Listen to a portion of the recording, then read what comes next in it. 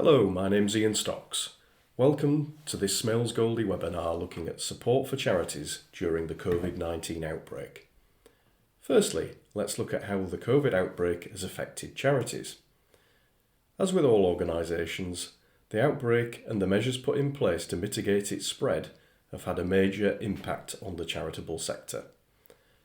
The stay-at-home requirements have forced the closure of charities' retail operations and offices alike. Charities in the performing arts sector and event-based charities have also been hit hard by the restrictions. Economic uncertainty has seen individuals and businesses review their finances and cut out what they consider to be unnecessary costs, including charitable donations. Meanwhile, some charities, such as those working with the vulnerable children and families or with the NHS, have seen a significant increase in demand for their services at the same time as their income is under the most pressure it's seen in years. So, what general measures are available to support charities during the crisis? Such as the case for the private sector counterparts, charity employees can furlough workers and claim a grant of up to 80% of their usual salaries, capped at £2,500 plus employers' national insurance contributions and auto-enrolment pension contributions. Furloughed workers remain on the employer's payroll but cannot carry out work for the employer during that time. The Coronavirus Job Retention Scheme runs retrospectively from the 1st of March 2020 for an initial period of 3 months and is available for all employees on PAYE payroll on the 19th of March 2020.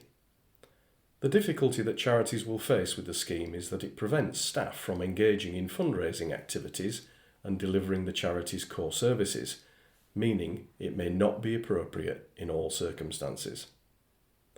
So let's look at what specific support is available to charities.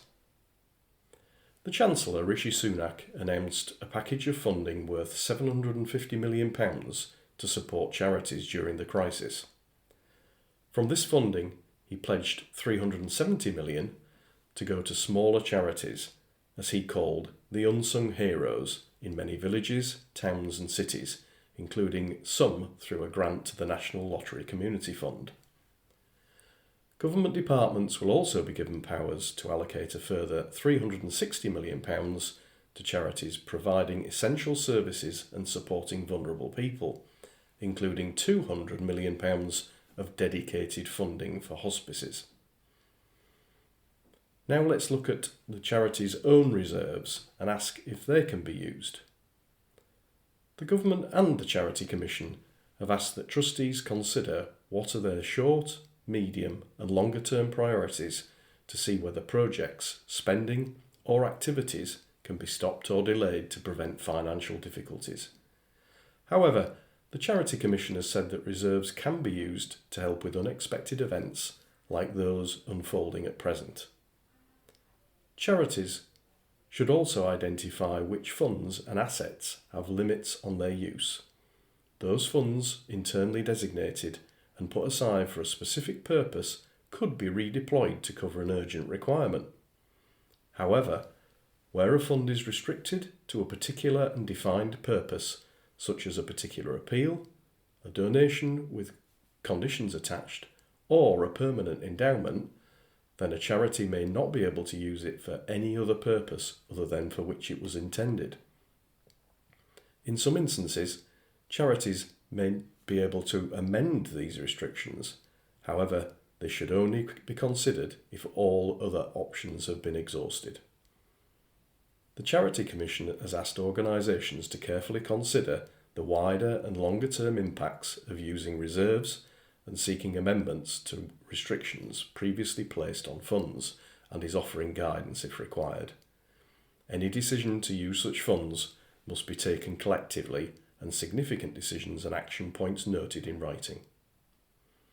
So, the next question many charities are asking is, should they cancel their AGM and other meetings? AGMs and other meetings play an important role in the governance of charities. In the light of the government's stay-at-home measures, some charities will likely have no choice but to cancel or postpone critical meetings. If you as trustees decide to do this, it's recommended you record the decision to demonstrate good governance at your charity. This is particularly important if not holding an AGM or meeting delays you in preparing and reporting your annual financial statements. Where possible, charities are being encouraged to still submit annual reports on time. However, in response to the current situation, where a charity has imminent filing date and cannot complete their annual reports or accounts, the Charity Commission has asked that they are contacted on 0300 066 9197.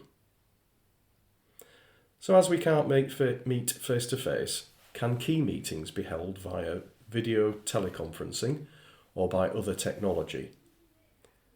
In this case, trustees should check their existing governing documents to see if they can make amendments to facilitate changes and how and when these meetings are held.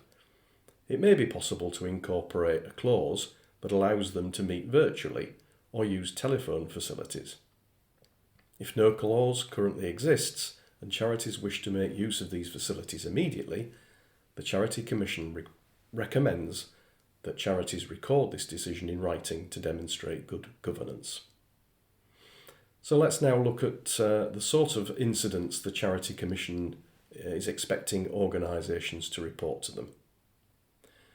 So the Charity Commission has said that it is its responsibility of charity trustees to continue to report serious incidents under the current guidelines, and has asked trustees to use their judgment in deciding whether an incident is significant in the context of their charity and should be reported. Those incidents that place individuals at risk, or incidents that have had a significant impact on the charity's operations, will be prioritised by the Charity Commission. So finally, what's the situation regarding reporting accounts and finances? The Charity SOAP has issued new guidance to organisations in response to the pandemic, which has been created to consider the potential impact of the control measures to contain COVID-19 on financial reporting by charities. This guidance can be summarised as follows. Firstly, the measures being taken to contain COVID-19 will impact on charities in many different ways, and it's important for charity trustees to understand the impact on the delivery of their activity and their governance, including their finances. Secondly, where a charity is preparing a set of accounts and these have not yet been approved, trustees should consider whether information needs to be included to explain the impact of COVID-19 on their charity. Thirdly, changes may be needed to financial statements as a result of COVID-19, and trustees must understand and consider these. And lastly, charities should keep up to date with developing guidance from the relevant charity regulator in their jurisdiction. I hope you found the information contained in this webinar useful, and as always, please contact us if you have any questions or require further guidance. Thank you.